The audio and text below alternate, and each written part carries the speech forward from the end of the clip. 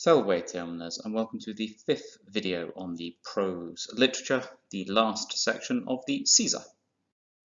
First things first, OCR selected several sections from Caesar's Commentarii di Bello Gallico for the conflict prose set text. This details Caesar's conquests of Gaul and his forays into Britain and Germany. Sections 1 and 2 were about the centurions Pullo and Vorenus. Section 3 is about Quintus Cicero sending a message via his nobleman Vertico. Section 4 is about Caesar replying. And Section 5 is about Caesar acting quickly. Notice anything different there? Section 5 is a completely different story. It's actually from book 2 as opposed to being from book 5. It is 3 years different. It's some very strange selection from OCR here. It doesn't really matter too much, but apart from anything else, it is worth noting that you cannot, in section 5, start talking about how Caesar is acting quickly in order to rescue Quintus, because that's not for 3 years after this. Okay then. Caesari, for Caesar, omnia, all things or everything, errant, agenda, were needing to be done, literally. As I've done here, this section includes a number of gerundives of obligation, grammar which is not in your language specification, but does come up in the literature. They literally translate as something like needing to be verbed. I've translated them here in the same way as you're going to want to write them. Don't worry about how exactly they work. So, they were all needing to be done uno tempore, at one time. The vexillum, the standard, had to be propendum, had to be displayed. Quod erat, which was insigne, the signal. Cum, I translated here as for when. The soldiers oporteret, ought to concurri, to run together ad arma, to arms. That is to say, when they need to gather and get all their kits because they're about to fight a battle. The signum, the signal, had to be dandum on the tuba, had to be given on the trumpet, not the tuba. The milites, the soldiers, had to be rerocandi, had to be recalled from their operi, from their work. So what's Caesar going on about here? Well, Caesar is currently pushing into the north of Gaul against the Belgae.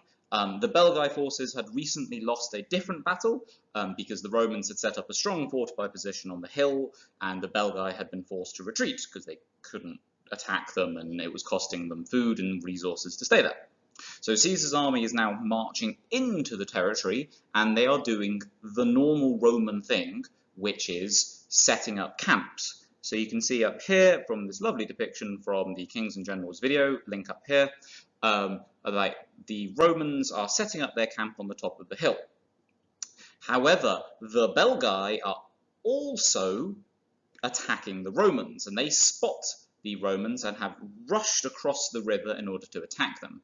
Hence, the Roman forces are in the middle of building their fortifications when suddenly they get attacked.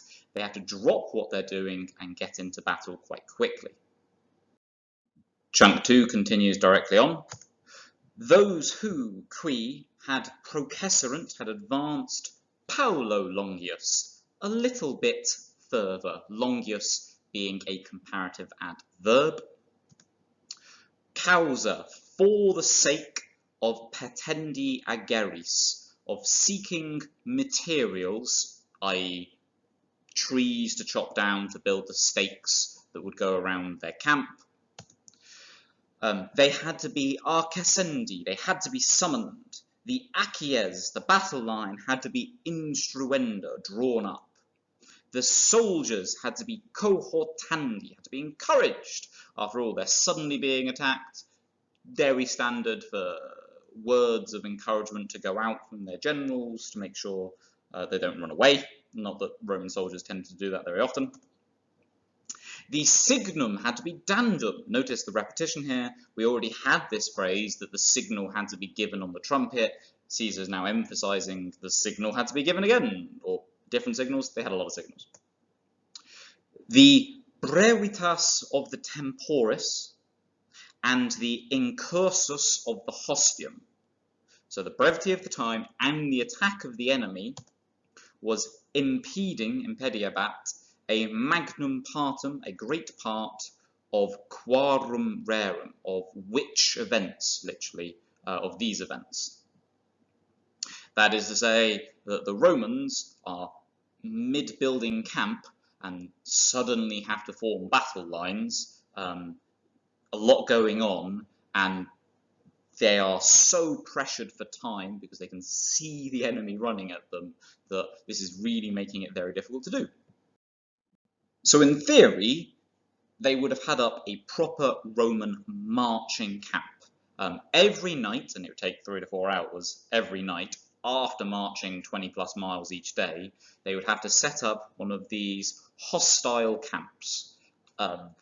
You dig a ditch, you have a wall that goes around it, and you put stakes in the ditch, and they would have this very regimented, carefully laid out formation such that there is effectively main roads going through it, the headquarters in the middle so everyone knows where to go.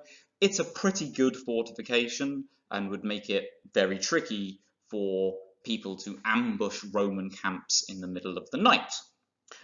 Notice that in sections 1 to 4, Quintus Cicero's camp is a better version of this because it is one that they're staying for the whole winter. However, in this particular battle, Caesar's men are sort of being ambushed. They have started to set up the camp, but it's not at all finished. And so they have to move out of the camp in order to fight without being impeded by all the building materials, etc. Caesar continues. Erant, there were duae res for the subsidio. Literally, there were 2 things for their aid. You're just going to translate it as there were 2 aids. For his difficultatibus, try saying that one 3 times fast, for these difficulties.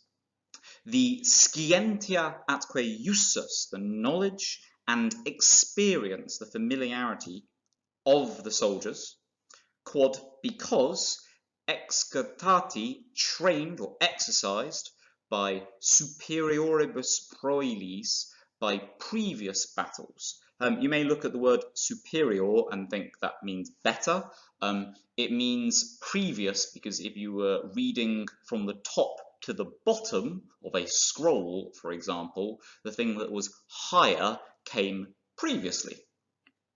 So, trained by these previous battles, ipsi, they themselves, poterant, were able to prescribere, to establish, think of the word prescribe in English, sibi, for themselves, quid, what oporteret, ought fieri, literally to happen, to be done, non minus, no less commode conveniently, quam ab aliis docere, than they might be docere taught or instructed ab aliis by others. What on earth does that mean? One of the reasons that Caesar's men have, one of the aids for these difficulties is that the soldiers are well trained. By this stage, they'd already been campaigning for a few years, and they've by now worked out, in desperate circumstances, what do they need to do? Well, you need to get into a battle line, you need to get all your gear, etc., etc. And now we get the other aid for his present difficulties. And because Caesar had forbidden, or had forbade, singulis legatos, each individual, effectively, legate, we'll talk about what that word means in a second, to depart, to leave, ab opere, from the work, and from singulis legionibus, individual legions. That is to say, he is forbidding each commander from leaving his own legion nisi, unless, and then we have an absolute here, with their castris having been munitis, unless their camp had been fortified. These men, propter, on account of the propinquitatem, the proximity, and the celeritatem of the hostium, and the speed, the celerity of the enemy. They expectabanter nihil, they weren't waiting at all. As it says here, nihil yam literally is they were waiting for nothing now, hence why I've translated it as they weren't at all waiting. For the imperium of Caesaris, for Caesar's order. Remember that imperium can mean empire, but also, on the GCSE specification, can mean power or command. Don't just translate it as empire. It would not make sense here and you would lose a mark. But they were administrabantur, they were managing per se, through themselves, literally, or by themselves, quae what videbantur seemed, brackets, right. So one reason that his soldiers are going to do well is that the soldiers themselves are experienced, they're veteran soldiers, they're not panicking by the sight of the enemy, they're going to go get their gear and get into position. And the other reason is that each of his individual sub-commanders is not allowed to leave their camp until it's fortified, and so they are in place to give their soldiers commands. Caesar liked to have this kind of individual freedom to act in his own commanders. Speaking of, link here, but Roman armies at this time were going to be organized such that the general, or the Latin word, the legate, legatus, who was usually a politician, but had served in the army for at least 10 years, so wasn't a complete amateur or anything.